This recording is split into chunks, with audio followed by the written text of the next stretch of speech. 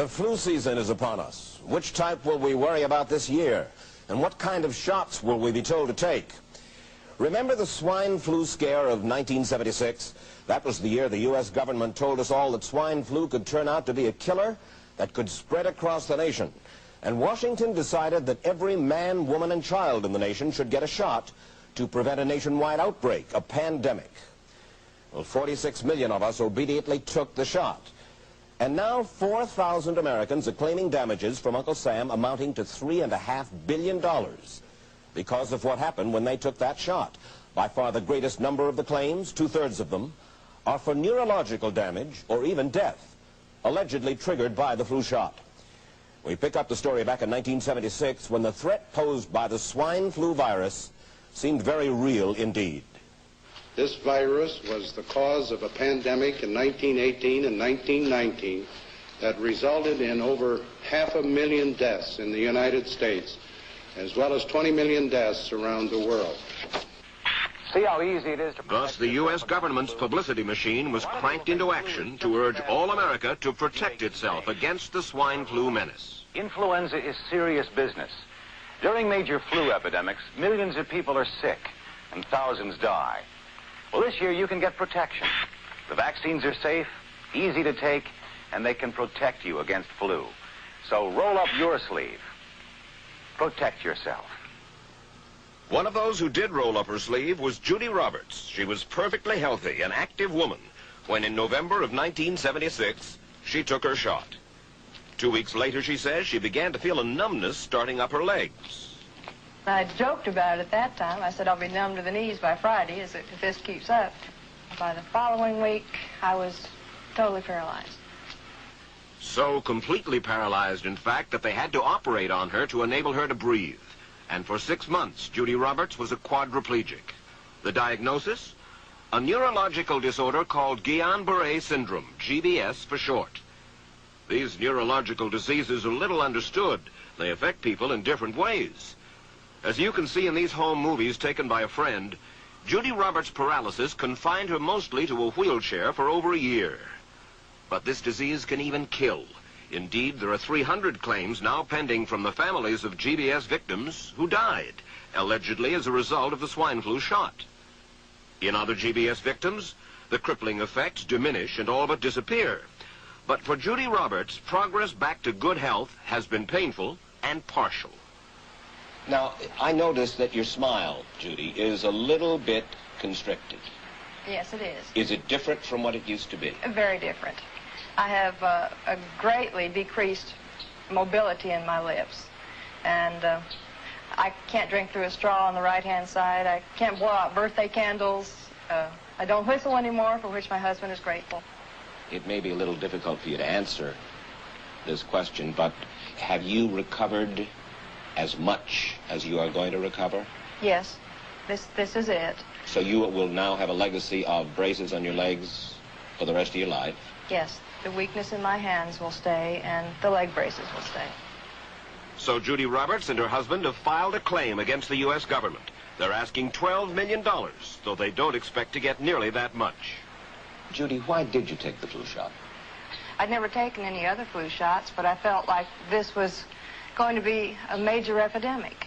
And the only way to prevent a major epidemic of a really deadly variety of flu was for everybody to be immunized. Where did this so-called deadly variety of flu, where did it first hit back in 1976? It began right here at Fort Dix in New Jersey in January of that year when a number of recruits began to complain of respiratory ailments, something like the common cold. An Army doctor here sent samples of their throat cultures to the New Jersey Public Health Lab to find out just what kind of bug was going around here. One of those samples was from a Private David Lewis who had left his sickbed to go on a forced march. Private Lewis had collapsed on that march, and his sergeant had revived him by mouth-to-mouth resuscitation. But the sergeant showed no signs of illness. A few days later, Private Lewis died. If this disease is so potentially fatal that it's going to kill a young, healthy man, a middle-aged school teacher doesn't have a prayer. The New Jersey lab identified most of those soldiers' throat cultures as the normal kind of flu virus going around that year, but they could not make out what kind of virus was in the culture from the dead soldier and from 4 others who were sick. So they sent those cultures to the Federal Center for Disease Control in Atlanta, Georgia for further study. A few days later, they got the verdict: swine flu. But that much publicized outbreak of swine flu at Fort Dix involved only Private Lewis, who died, and those 4 other soldiers who recovered completely without the swine flu shot. If I had known at that time that the boy had been in a sick bed, got up, went out on a forced march, and then collapsed and died, I would never have taken the shot. The rationale for our recommendation was not on the basis of the death of a single individual, but it was on the basis that when we do see a change in the characteristics of the influenza virus, it is a massive public health problem in this country. Dr. David Senser, then head of the CDC, the Center for Disease Control in Atlanta, is now in private industry. He devised the swine flu program, and he pushed it. You began to give flu shots to the American people in October of '76. October 1st. By that time, how many cases of swine flu around the world had been reported? There had been several reported, but none confirmed. There had been cases in Australia that were reported by the press, by the news media. There were cases in... None confirmed.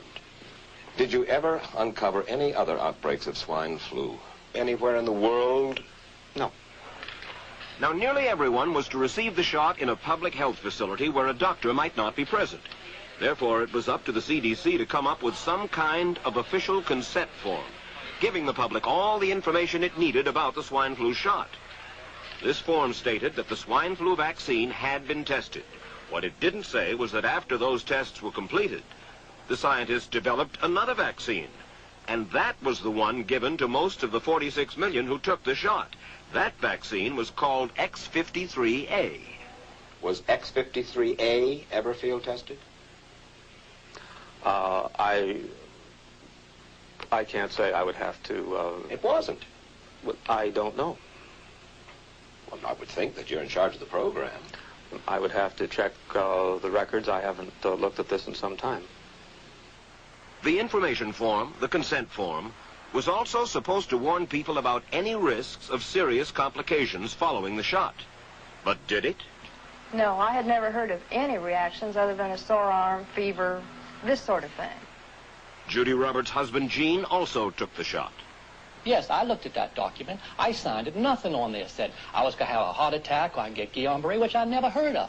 What if people from the government, from the Center for Disease Control, what if they had indeed known about it? What would be your feeling? They should have told us.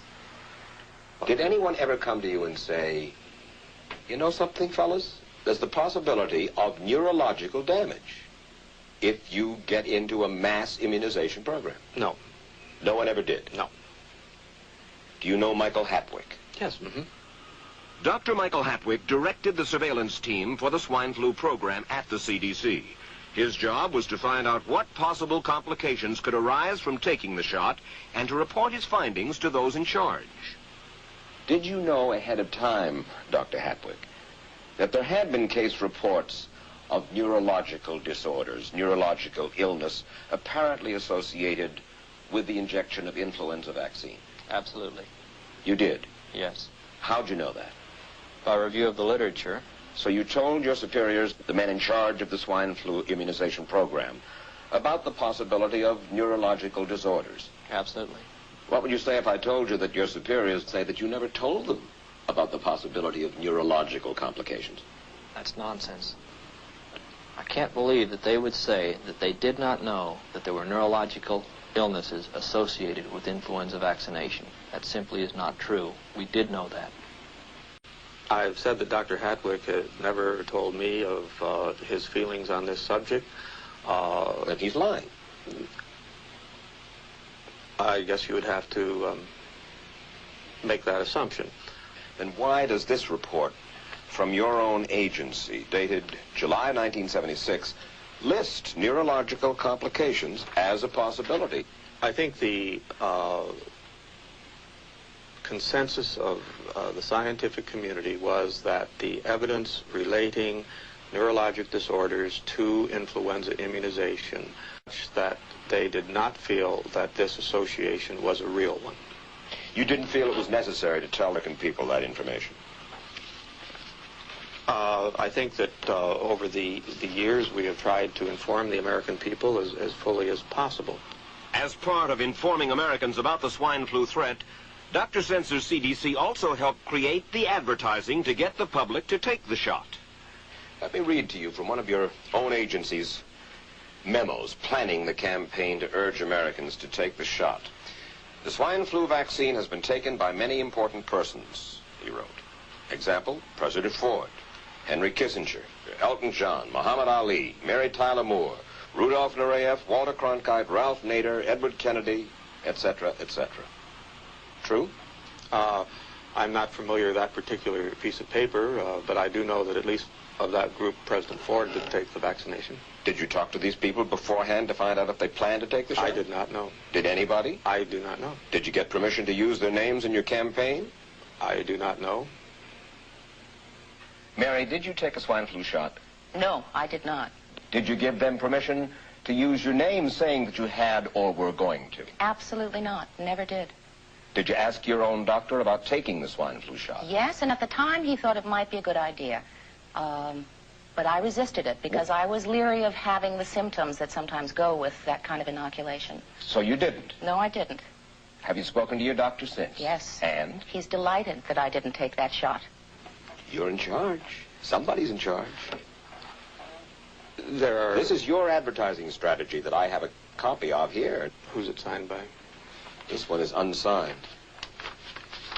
But you'll acknowledge that it was your baby, so to speak. It could have been from the Department of Health, Education, and Welfare. It could be from CDC. I don't know. I'll be happy to take responsibility for it. It's been 3 years now since you fell ill with GBS, right? Right. Has the federal government, in your estimation, played fair with you about your claim?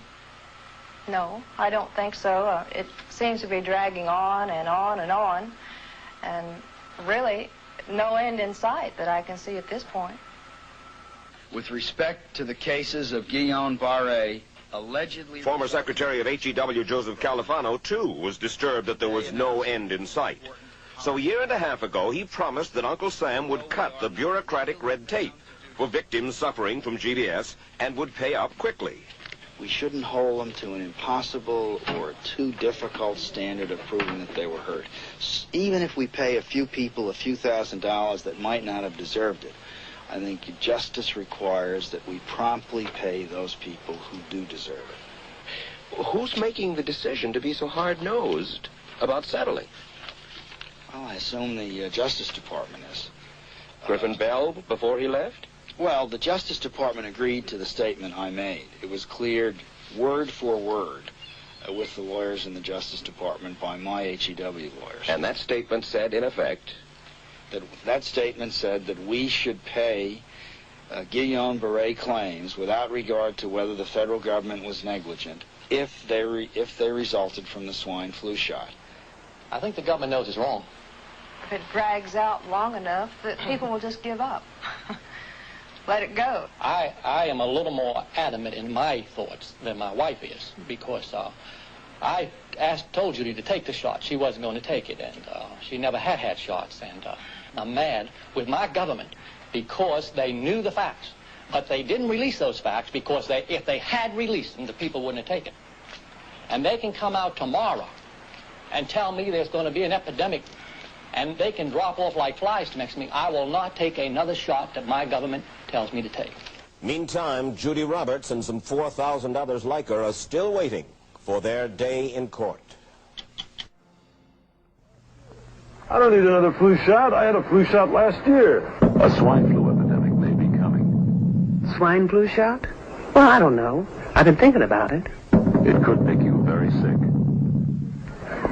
Swine flu? Man, I'm too fast to let it catch me. You'll want to be protected. I'm the healthiest 55-year-old you ever seen. Hey, I play golf every weekend. Get a shot of protection. The swine flu shot. Joe brought it home from the office. He gave it to Betty and one of his kids and to Betty's mother. But Betty's mother went back to California the next day. On her way to the airport, she gave it to a cab driver, a ticket agent, and one of the charming stewardesses. At school, Joe's kid gave it to some other kids, and Mrs. Merrill got it and gave it to her husband. In California, Betty's mother gave it to her best friend, Dottie. But Dottie had a heart condition and she died. But before she died, Dottie gave it to her girlfriend, the mailman, the paper boy, and the vet when she went to pick up her chihuahua. If a swine flu epidemic comes, this is how it could spread. You'll want to be protected, especially if you're elderly or chronically ill. Get a shot of protection, the swine flu shot.